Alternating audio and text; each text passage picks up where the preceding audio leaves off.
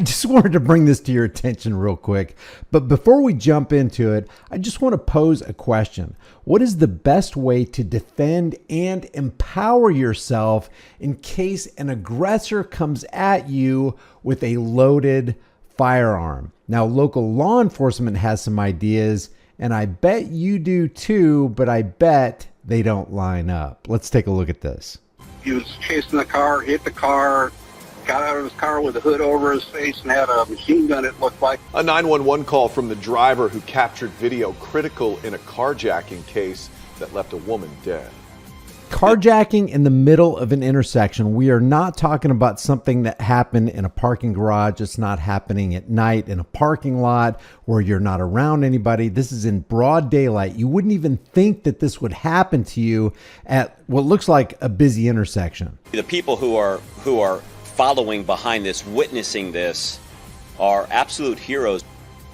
Tonight, law enforcement is looking for that green Acura. Whoever is inside should be considered armed and dangerous. Thank you for joining us on this Friday night. I'm Matt Austin. And I'm Ginger Gadsden. This all happened yesterday evening in Winter Springs at the intersection of East Lake Drive and Tuscaloosa Road. Investigators in Seminole County say Catherine Aguas-Villas left home in South Florida just after noon in a white Dodge Durango.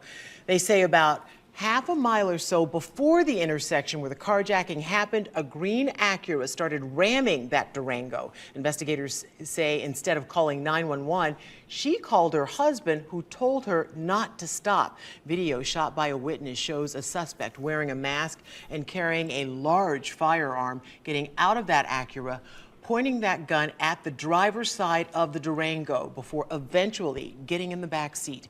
Investigators believe the victim was forced to drive at gunpoint all the way to Narcoossee and Boggy Creek Road, with the green Acura following behind.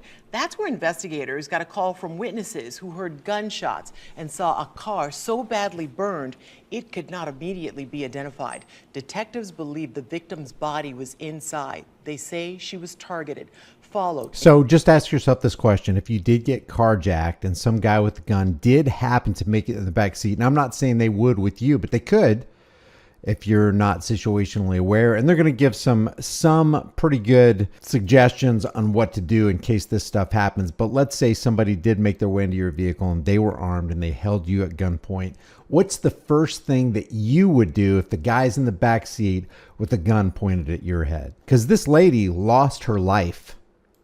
And killed, but they're still trying to piece together why. We do feel that the occupants of the green Acura, both the driver and at least one other person that got out of the car and entered into the Durango, knew exactly who they were following. We are, again, still putting together to try to explain a motive. There's no criminal history here for either Catherine or her husband. Deputies say the victim's husband told them she came here to visit family, but they have not found anything to verify that yet. It's kind of weird. What was the motive? Because if they took her to a private place and then shot her and then burned her car, well, they didn't carjack her. They didn't steal her car so that they could sell it to a chop shop somewhere. Did they take her purse? Did she have a large amount of cash? Was she, what's the deal here? I don't see any kind of motive other than somebody just offing somebody for fun. I don't know. Important that we take another look at that green Acura because detectives still have not found it. Again, the sheriff says whoever is inside should be considered armed and dangerous. They say an identifier is the tag because it has a piece of plastic obscuring part of it. The most recent crime stats from the FBI show in 2022, 67 car thefts in Florida involved a kidnapping or abduction. And that got us thinking, what can you do to prevent and survive a carjacking? We asked the experts. News 6's Treasure Roberts is getting results for you tonight. Many of us think something like this can't happen to us until it does. That's true. Unfortunately, I've been in a situation where someone tried to get inside of my car while it was at a standstill. With the help of photojournalist Joshua Cheney, I'm going to demonstrate to you how to prevent being carjacked. News 6 traffic safety expert Trooper Steve says this is what you shouldn't do. When at a stoplight, oftentimes we pick up our phone and start scrolling, completely unaware of what's going on around us. While I'm looking down, Josh, who is the attacker in this scenario, is able to walk up to my door and open it. Never ever let someone in your vehicle. Once this happens, at that point, you are no longer in control of the situation. So I totally agree with that.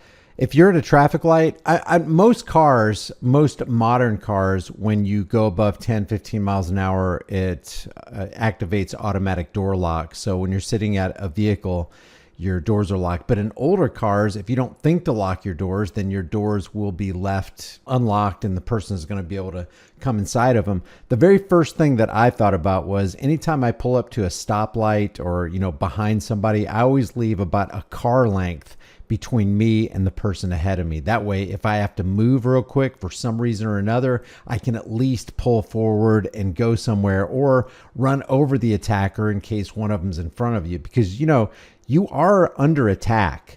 Your life is hanging in the balance. But note what the cop doesn't suggest. let's try that again, but this time I'll be situationally aware. While Josh is approaching... Situational awareness can never, ever be oversold.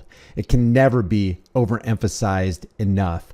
You have to be situationally aware no matter where you are. It doesn't matter if you're coming home from the grocery store at day or night. When you walk into your house, make sure you kind of clear the room. Make sure nobody's there. Oh, you're just being paranoid. Well, maybe. But maybe that paranoia will save you. When you're walking your groceries out to your car from the grocery store into the parking lot, make sure nobody's under your car.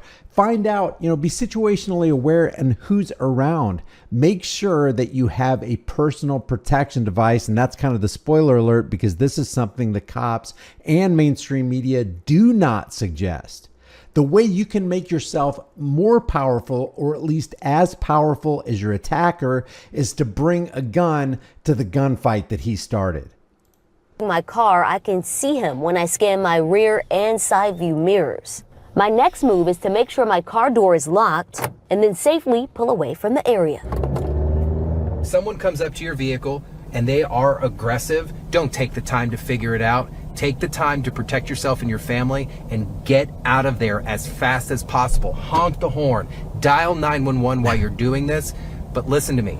Yeah, so they just got done saying, don't be distracted by looking down at your phone, but if there's an armed attacker outside your window, honk your horn and get on your phone. Because when seconds count, police are just minutes away. That's going to do you a whole lot of good.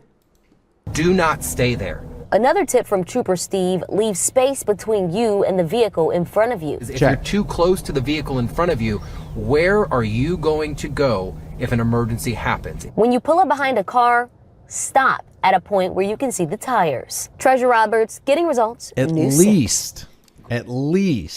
So what was absent in that, like I said, is Trooper Steve did not tell you, hey, make sure you get yourself a firearm. If somebody's bringing a firearm to your fight, you don't want just fists. You don't want to just be able to drive away. You want to put yourself in a position where you can exercise powerful options. And there is no greater powerful option than to have a firearm and knowledge of how to use that firearm. So check this out. I asked ChatGPT a question and it said that this may violate our usage policies. But what I asked it was, what should you do in the case of a carjacking? And here's what they said.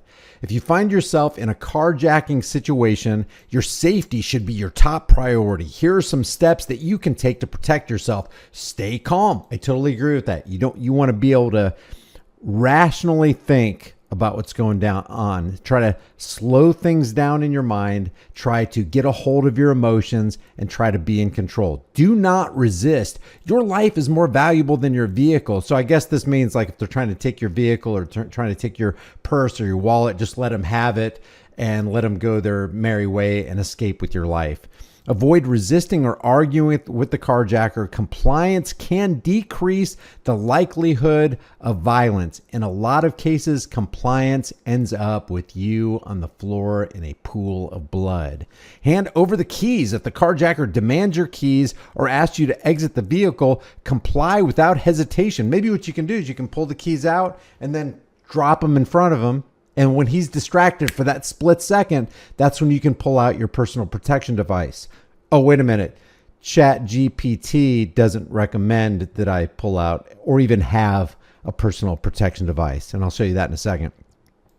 Do so slowly and avoid making any sudden movements that could startle them. Create distance, observe details, don't chase. And then they say, remember, every situation is different. And I said, what if the carjacker is armed? And even at this point, they don't say, well, it'd be a good idea if you'd be armed too, because if somebody brings a gun to a gunfight, you want to make sure you have your fists and your fingers and your cell phone so that you can dial 911. If the carjacker is armed, your safety becomes even more critical. Here are some additional steps to consider if faced with an armed carjacker. Stay calm, of course. Do not make sudden movements, just like they said. Comply with demands. Avoid eye contact. Signal compliance. Communicate your willingness to cooperate by nodding your head or verbally acknowledging their demands. Create distance of safety. Call for help. Yeah, because the attacker is going to give you an opportunity to call for help. Don't make eye contact. Don't argue with them. Don't make sudden movements, but definitely call for help. As soon as it's safe to do so. Oh yeah, when are you going to determine that? So I said, why didn't you suggest that I arm myself? And ChatGPT says, I didn't suggest arming yourself because engaging in a confrontation with an armed carjacker can significantly increase the risk of harm to yourself and others. And then it's going to show me why, but your risk of being harmed while you're at gunpoint is already through the roof.